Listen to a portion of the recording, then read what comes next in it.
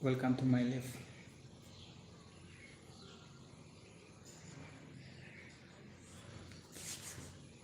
First time दिनै live थाबाय.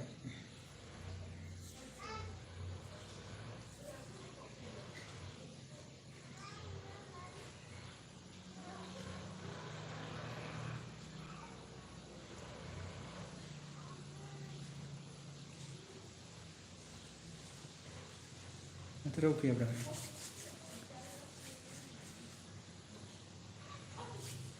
ओइ लोगोफोर दसे रायलायनि.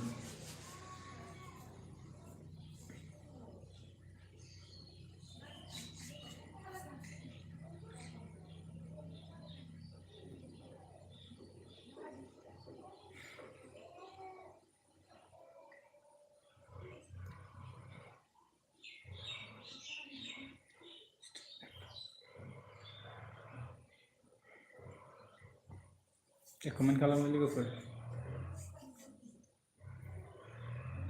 कमेन्ट.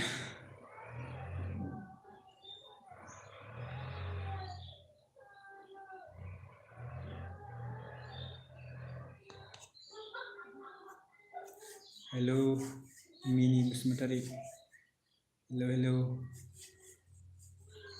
दिनै फार्स्ट टाइम लै लाइभआ माबायदि जायोथाय. हेलौ लोगोफोर कमेन्ट खालाम दे.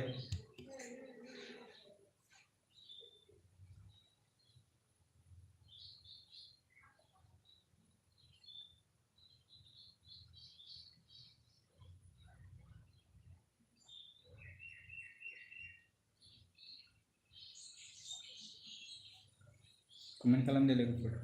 लाइक दानो. हायदाय.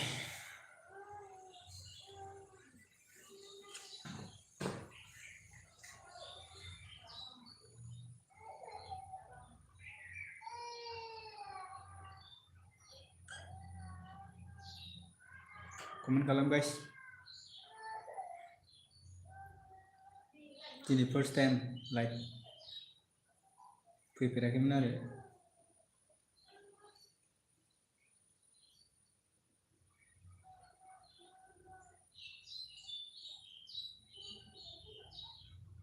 माबोरै दं लोगोफोर दासान्दि?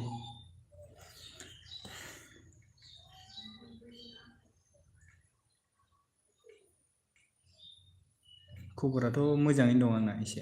माने इउटुबानो एसे प्रब्लेम जानानै थाबाय थायो आंना. मिनि बसुमतारी खबरफोरा माबोरै दं? मोजां.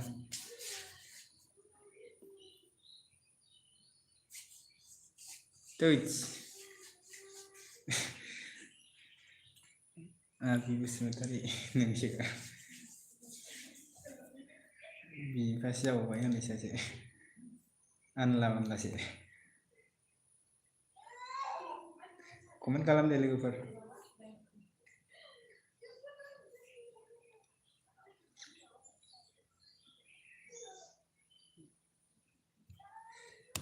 मा रावबो फैथारा नामा लाइभआवलाय?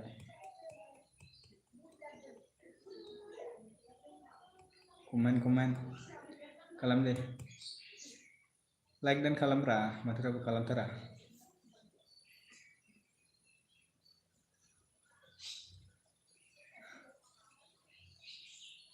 हेलौ.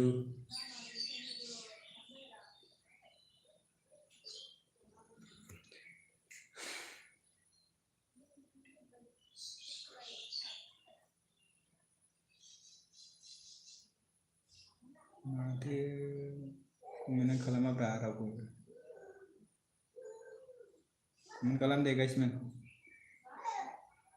सिरि.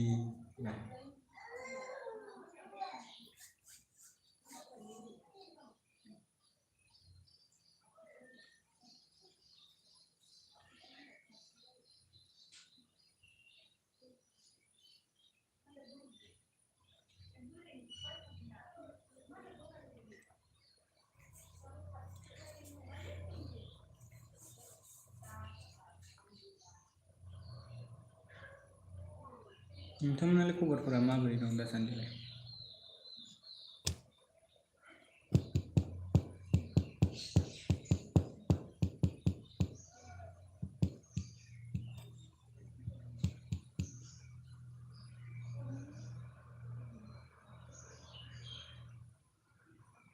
बोथोराथ' बिदिनोसैलै एखमबा सान्दुं दुंलाय अखा हालाय जाबाय थायो। दा अखा दोमैना दं आरो एसे दहाय फुङाव हादोंमोन। बोथोर थिग गैया बुंनो हाया माब्ला मा जायो।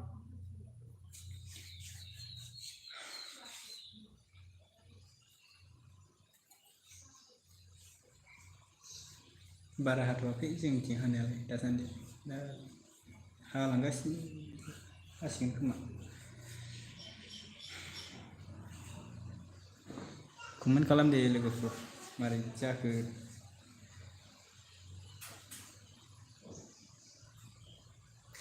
न'आवनो दं ले बे दरजाखौ नुवाखै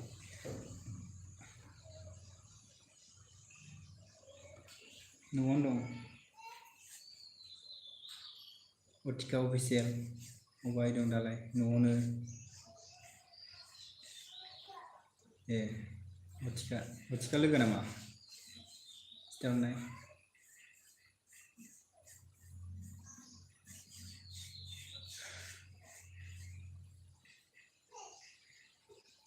न'आवनो अबावथो थानो आयौ लोगोफोर दे कमेन्ट खालामलाबाय माथो रावबो खालामथारा।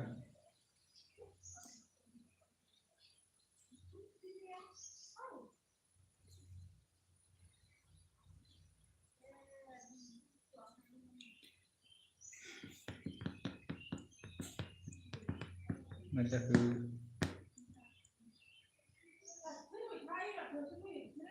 कमेन्ट खालाम कमेन्ट गाइसमोन कमेन्ट खालाम दे।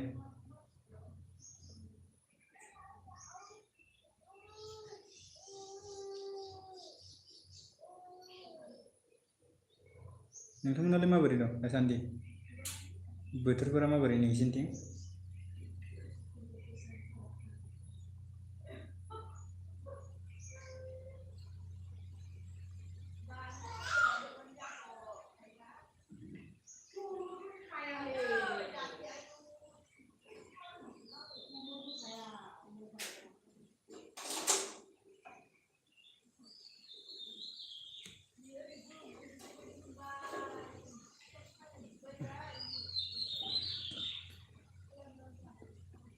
माथो रावबो कमेन्ट खालामथाराब्रा खालाम दे।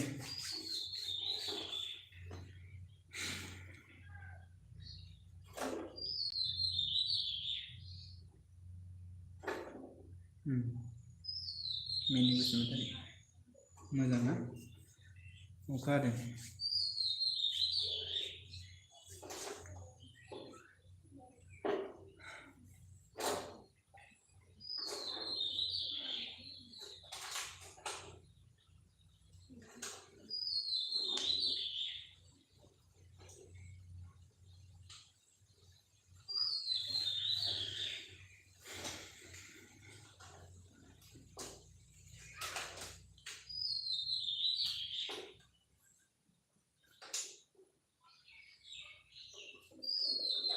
कमेन्ट खालाम दे गाइसमोन।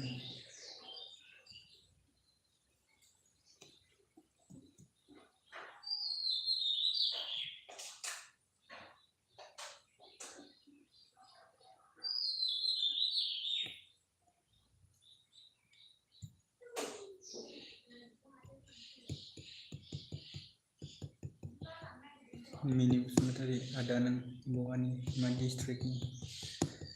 आं चिरां डिस्ट्रिक्टनि ओरै रुनिखाता साइडनि आरो चिरां डिस्ट्रिक्ट रुनिखाता। जोंनि एरियाखौ खुंग्रि होनो। नोंहालाय बहानि बिनानाव ना मा जायोथाय मिथिला बिनानाव होनसै आंखौ आदा होनदों नालाय।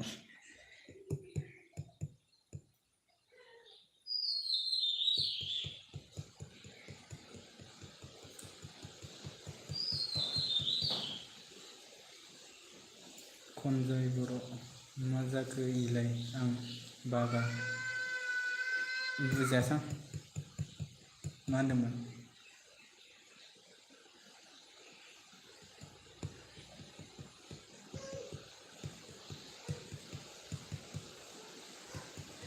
खनजय बर' हरफिनलाय माबा होनदोंमोन बुजियासै आं बागा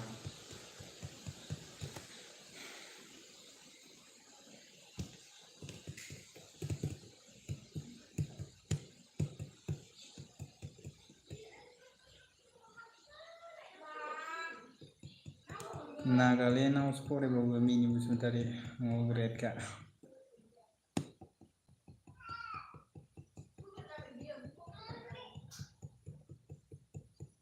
होमबा बेसेबां क्लास फरायो बिनानावालाय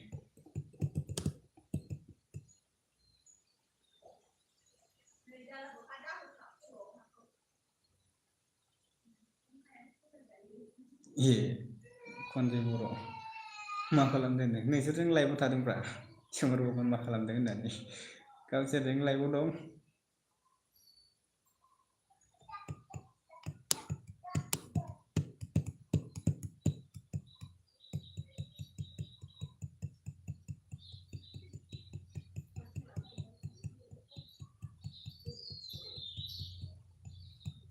दे कमेन्ट खालामगासिनो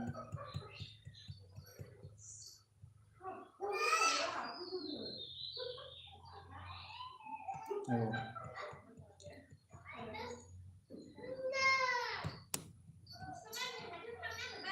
मिनि बसुमतारी आं दा TDC थार्ड सेम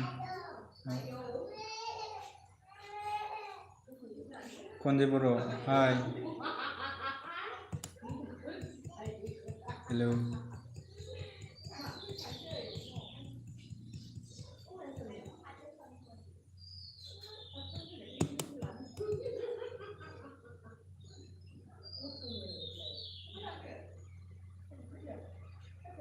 TDC माने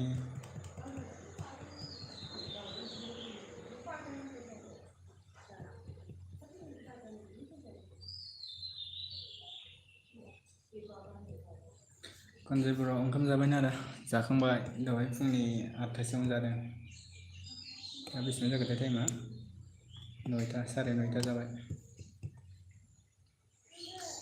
आदसा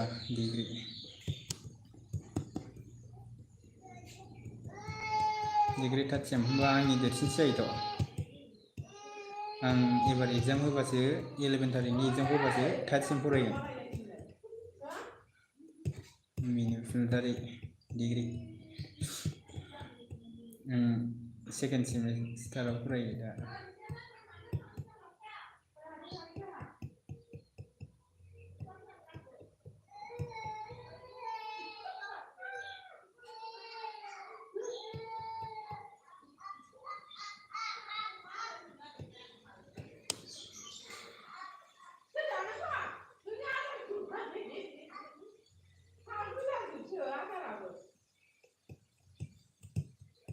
हेलौ हेलौ कमेन्ट खालामो दे लोगोफोर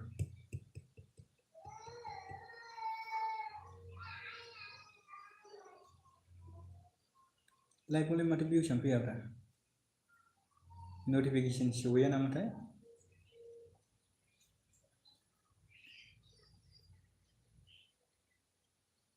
औ मिनि बसुमतारी होमबा फंबायसो जागोनथ' आरो आंखौ 50%।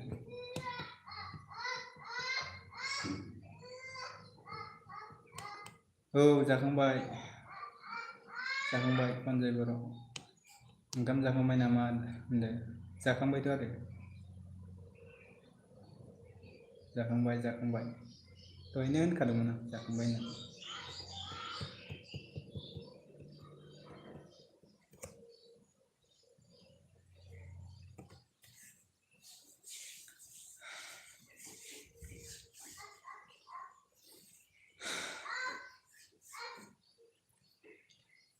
होनबा फंबायसो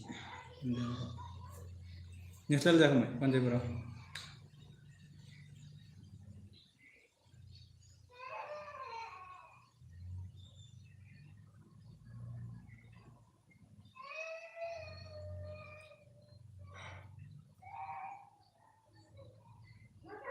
जालालै नोंदो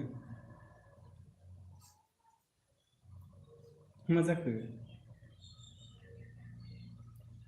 खनजोबोराव मा जाखो मा जालालै नोंजों जाखो दोननोसै दे बेस्थ' खामानि दंबा थांदो आरो जेबो नङा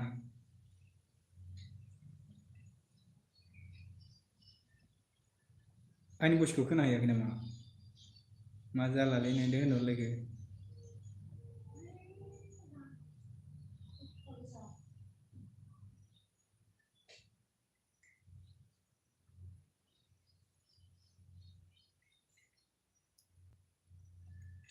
फैगोन मानो फैया जानो एसे माबायो सोरबा हगारनो भिउस नेयो ना मायोथाय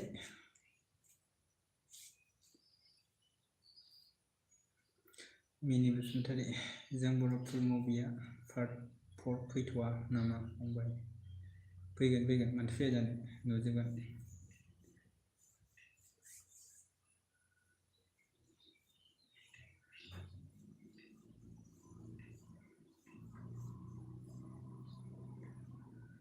आंनि भिडिअ बानायनायफ्रा माबायदि जायो लोगोफोर खिथाहरलाय एसे आंथ' जायाखै बायदिसो मोनो होमबाबो नोंथांमोननि सापर्टआव थांबाय आरो एसे अब्लाबो प्रब्लेम दं एसे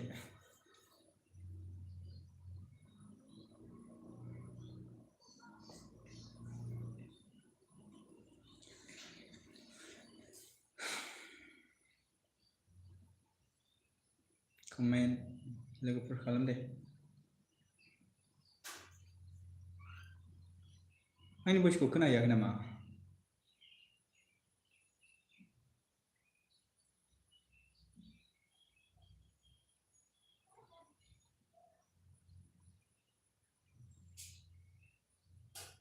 आंनि भइसखौ खोनाहैगोना हैयाखै लोगोफोर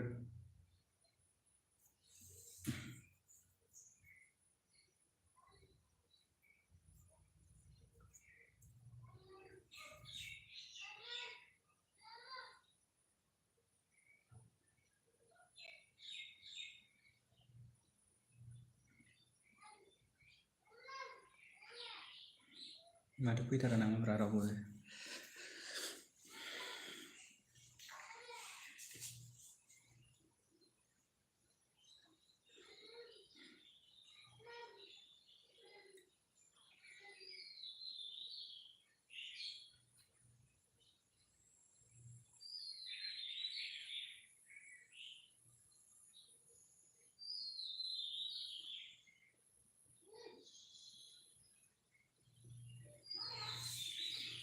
comment guys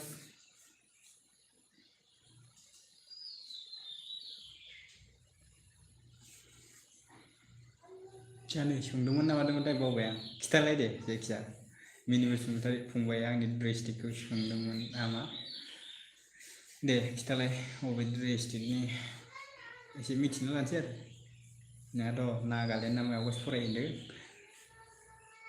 खिथानाय दे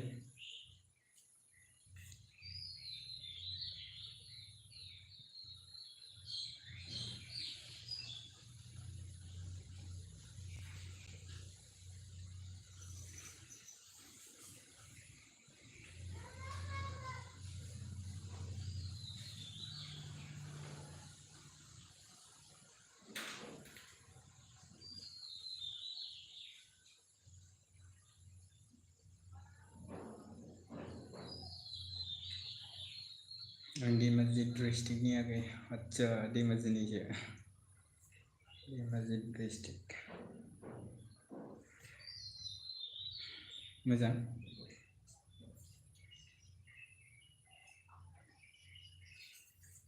माथो लाइफनिफ्राय ओंखारलांजोबायसो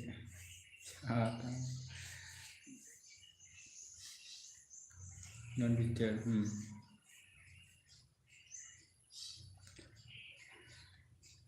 कमेन्ट खालाम लोगोफोर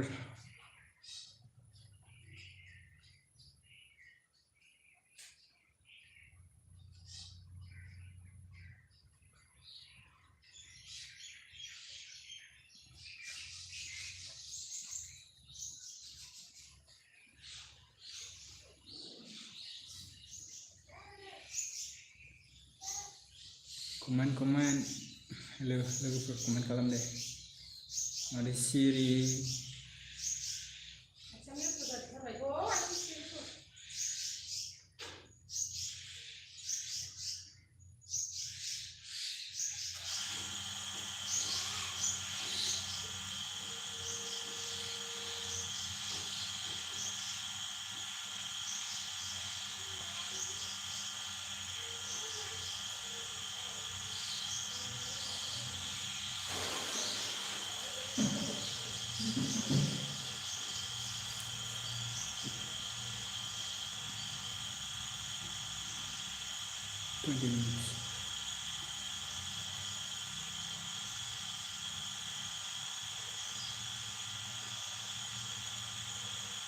फैबानो जाबाय आरो मिनि बसुमतारी नोंसोरनिया मालाबा बेरायनो थांगोन दै आगै फैबानो जाबाय।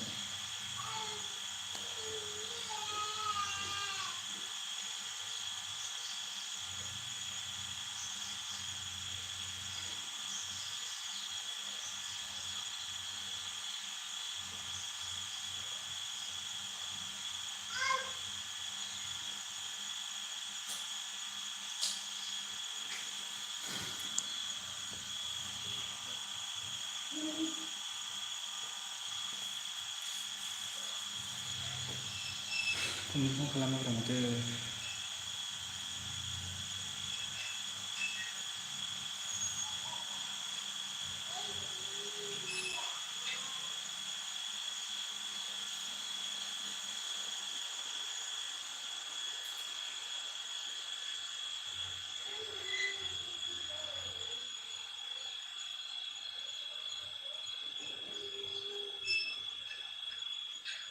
कमेन्ट खालामदो लोगोफोर।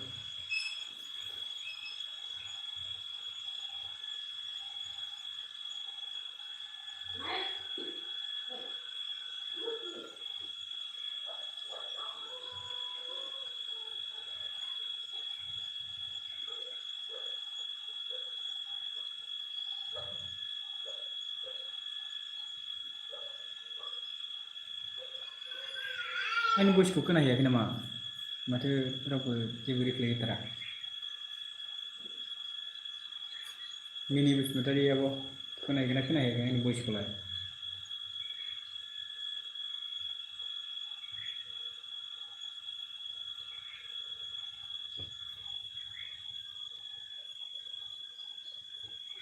खिथाहरलाय दे।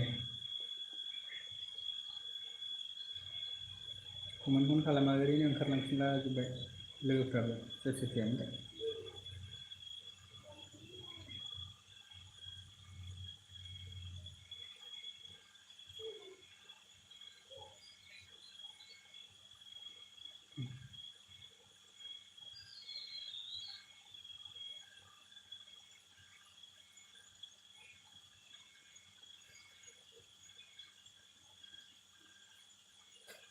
आंनि भइसखौ खोनाहैयाखै नामा?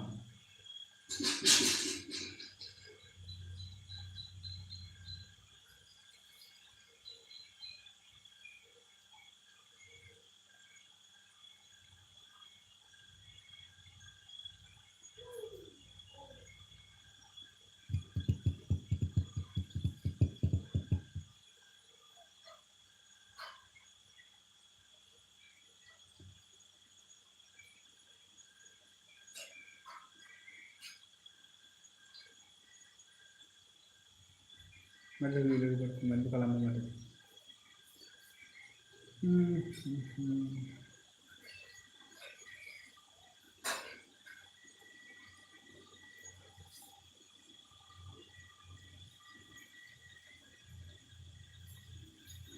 ओंखारलांजोब्बाय नामा? माथो रिप्लायबो होला जेबो लोगोफोर।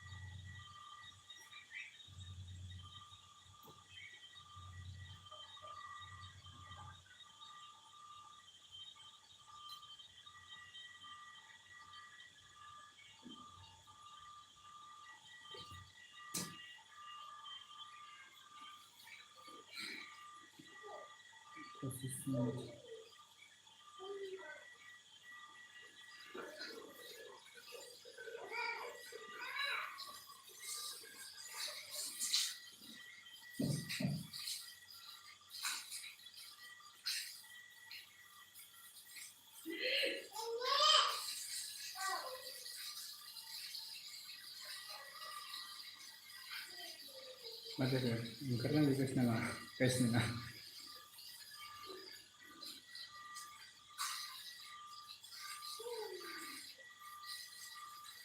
लोगोफोर कमेन्ट खालाम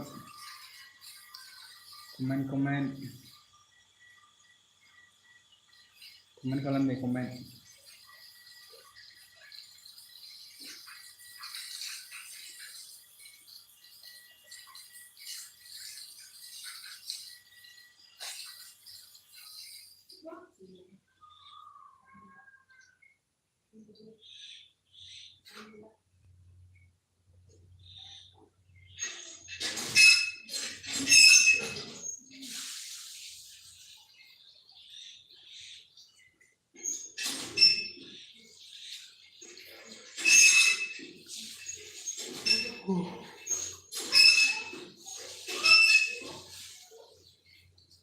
मारी जाखो बेसमेन्ट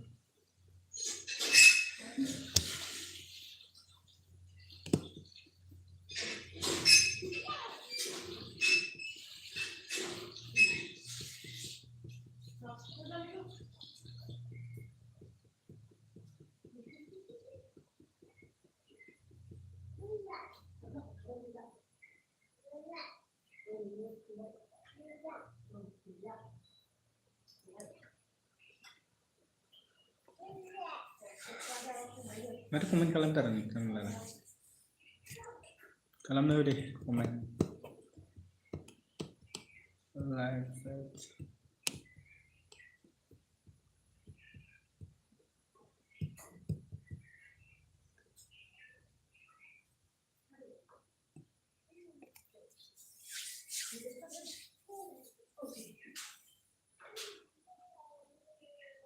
कमेन्ट प्लिज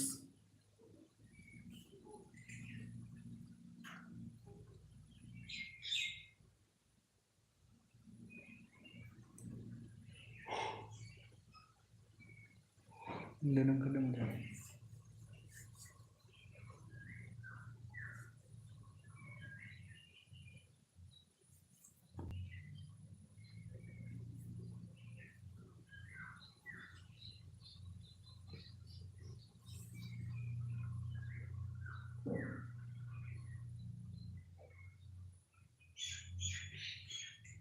माथो रावबो फैथाराब्रा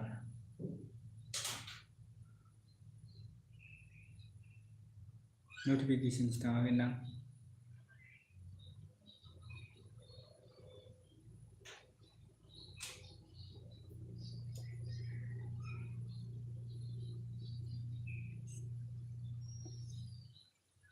नटिफिकेसन थाङाखै नामा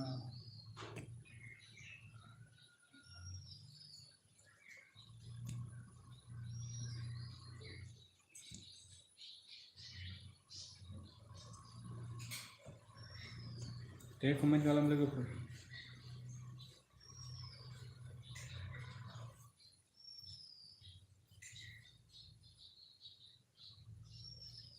कमेन्ट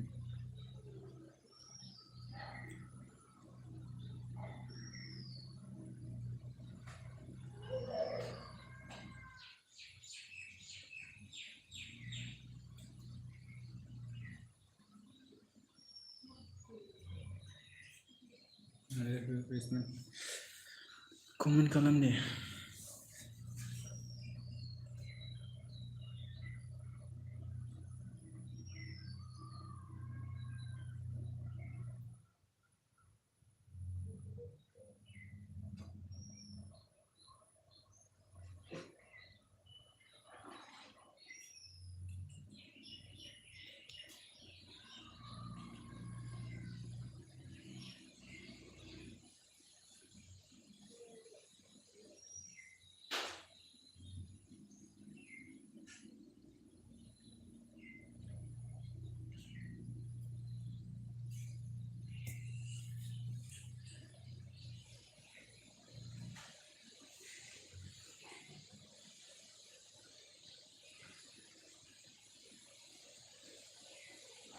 मा लोगोफोर रावबो कमेन्ट खालामा नामा खालाम दे comment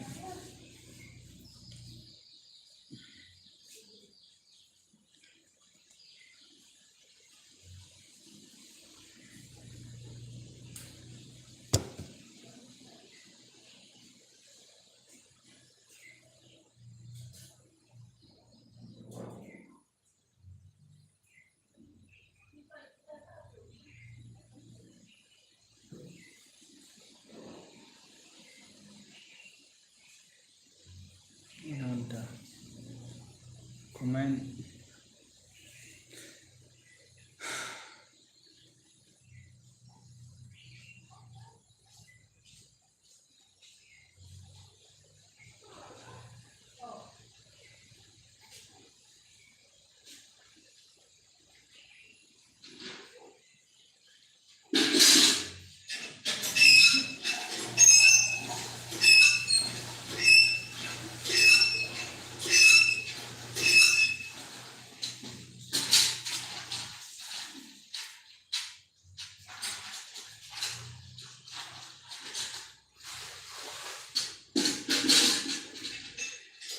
Komen kalam deh logofor komen.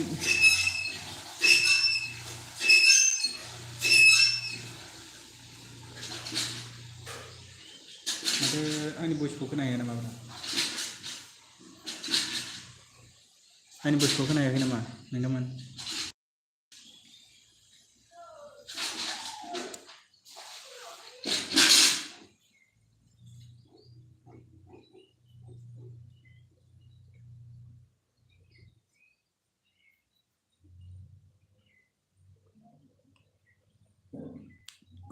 Comment please.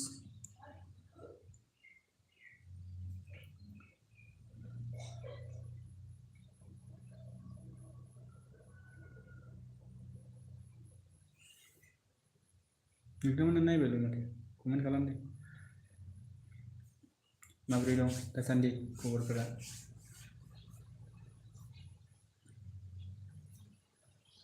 खबर सबर बोरै लोगोफोर आंनि भिडिअ बानायनायफ्रा माबायदि जायो खिथाहर एसे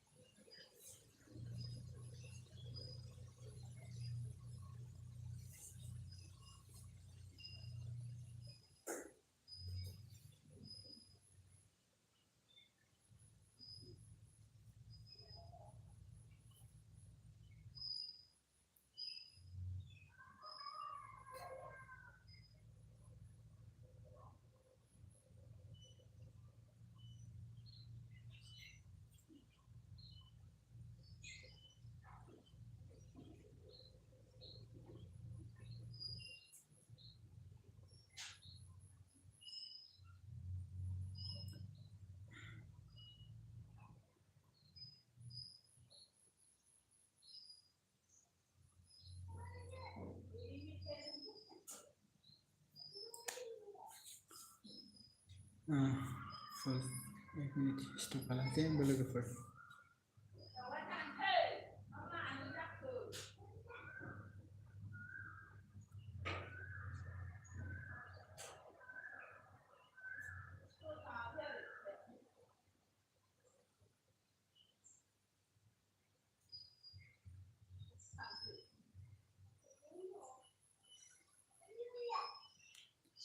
This message is helpful.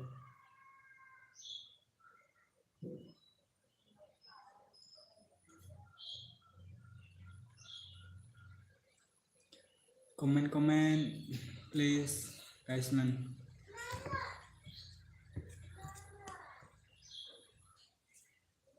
Permanently improvement messages are helpful for you.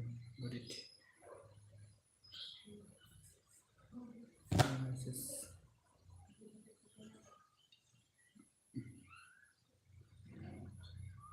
This message is helpful.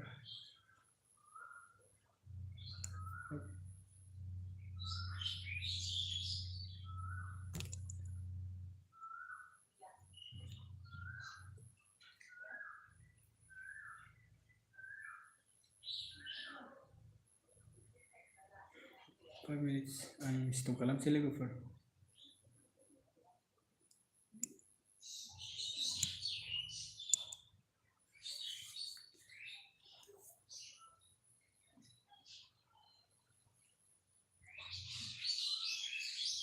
comment खालामलाय लोगोफोर दसेबाव